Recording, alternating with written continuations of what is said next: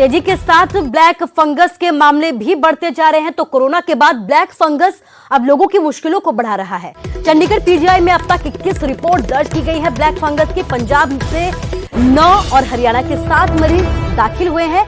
बाकी मरीज यूपी, उत्तराखंड, राजस्थान से आए हैं। विशेष डॉक्टर्स की निगरानी में इनका इलाज चल रहा है। तो ब्लैक फंगस के मामले लगातार बढ़ते जा रहे हैं। पीजीआई में अब तक 21 मामले सामने आए हैं। अलग अलग राज्यों से ये मामले सामने आए हैं, लेकिन बड़ी बात यह है कि तेजी के साथ ब्लैक फंगस के केस बढ़ते जा रहे हैं। पीजीआई में अब तक 21 केस सामने आ चुके हैं। पंजाब के 9 और हरियाणा के 7 ब्लैक फंगस के मरीज पीजीआई में दाखिल हुए। बाकी यूपी, उत्तराखंड और राजस्थान से पीजीआई पहुंचे।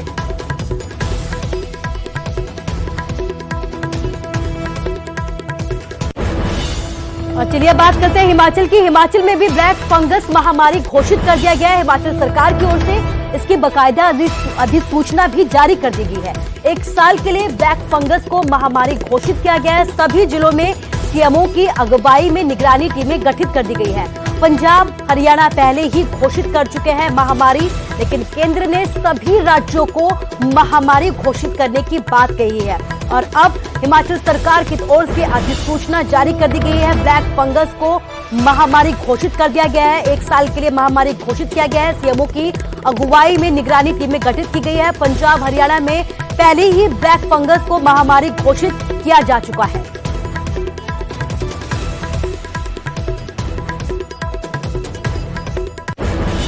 और इसके साथ ही हिमाचल में कोरोना के नए केसों में मामूली कमी देखी गई है। 2662 नए केस सामने आए हैं।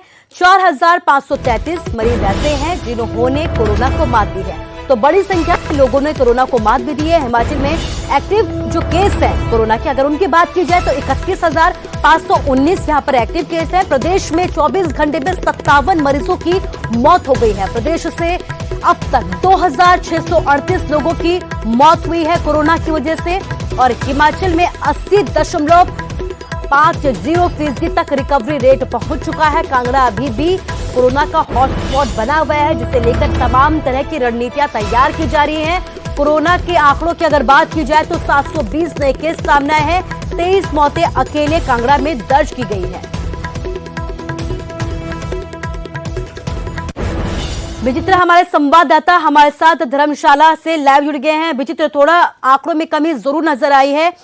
कांगड़ा की अगर बात की जाए तो लगातार हॉटस्पॉट बना हुआ है। तमाम तरह की रणनीतियां तैयार की गई हैं, लेकिन जो कमी नजर आनी चाहिए थी वो अभी भी नजर नहीं आ रही है। बिल्कुल कुसुम, आपने बिल्कुल सही कहा। हालांकि यहाँ पर संपूर्ण कोरोना कर्फ्यू का कहीं ना कहीं जो है वो पॉजिटिव असर दिख रहा है यहाँ पर। और राहत भरी खबर ये भी है कि जिस तरह से 80% जो है वो रिकवरी रेट पहुंच गया हिमाचल प्रदेश में, तो ये बड़ी राहत की खबर है पूरे हिमाचल प्रदेश के लिए भी। और खासतौर पर अगर हम कांगड़ा में देखें तो कांगड़ा के लिए हाँ, जो डेथ रेट है वो अभी कम नहीं हो रहा है। जिस तरह से बीते कल भी 24 घंटों के अंतराल में ही 23 लोगों ने अपनी जान गंवाई है इसी कोरोना की वजह से। जबकि यहाँ पर एक्टिव केसेस की भी अगर हम बात करें कंपैरेटिवली पूरे हिमाचल में, तो 31,519 केसेस अगर पूरे हिमाचल प्रदेश में एक्टिव हैं कोरोना से, तो वहीं 10,184 महज और महज कांगड़ा में ही हैं। तो आप अंदाजा लगा सकते हैं कि किस तरह से कांगड़ा में जो एक्टिव केसेस की जो संख्या है वो कितनी ज़्यादा है। इसके अलावा अगर हम मौतों के आंकड़े भी देखें तो जिस तरह से हमने बताया कि 4,500 जो 35 लोग हैं उनकी जो है वो जो स्वस्थ हुए हैं, तो इस वैसे ही जो स्वस्थ जो है वो कांगड़ा में भी मतलब 1,184 लोग हैं वो स्वस्थ हुए हैं कांगड़ा में बीते कल ही 24 घंटों के अंतराल में ही देखें तो। उसी तरह से भी अगर डेथ्स की बात की जाए तो अभी तक पूरे कांगड़ा में जो है वो 760 लोग अपनी जान गंवा चुके हैं। हम लोग ये भी देख रहे हैं यहाँ पर कि किस तरह से खुद मुख्यमंत्री जयराम ठाकुर का जो फोकस है वो कांगड़ा पर है और बाकायदा यहाँ पर आए हुए थे। यहाँ पर उच्च स्तरीय बैठक की गई थी, रिव्यू बैठक की गई थी, अधिकारियों के साथ की गई थी। यहाँ के जो हेल्थ डिपार्टमेंट के जितने भी अधिकारी थे वो वहाँ पर मौजूद रहे थे।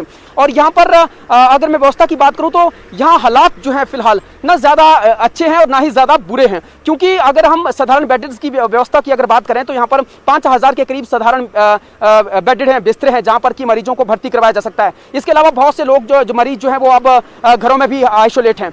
और इसके साथ साथ देखें तो अगर हम ऑक्सीनेट बेडेड की व्यवस्था की बात करें तो 200-250 से भी ज़्यादा ऑक्सीनेट बेडेड हमारे पास हैं यहाँ पर।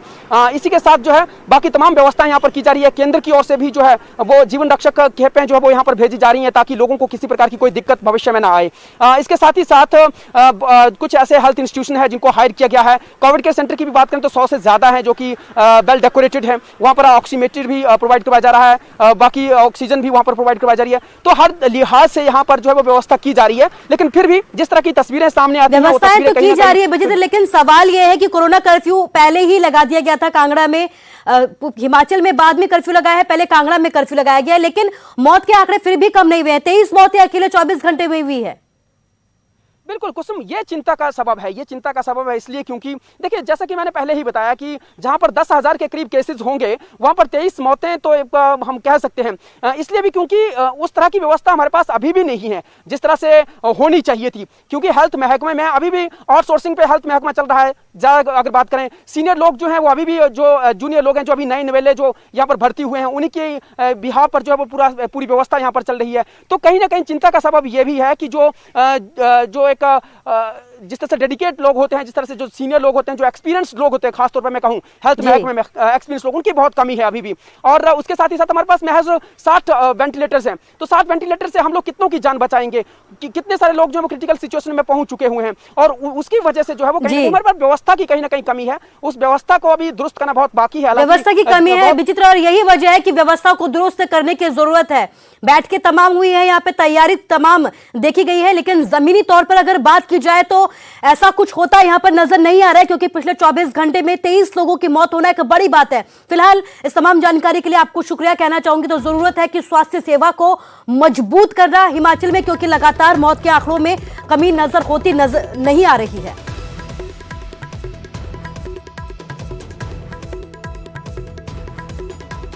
और बात गुरुग्राम की करते हैं। गुरुग्राम में कोविड सेंटर पर प्रशासन ने ताला जड़ दिया है। 16 मई को सीएम मनोहर लाल ने यहां का उद्घाटन किया था।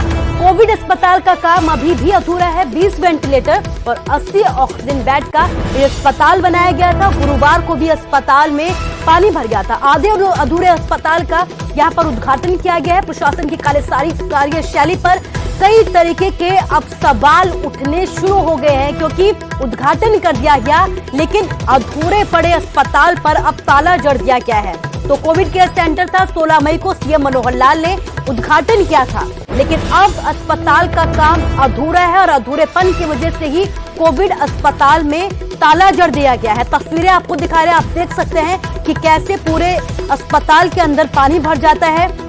व्यवस्थाएं अधूरी थी और यही वजह है कि अब इस कोविड केयर सेंटर को बंद कर दिया गया है।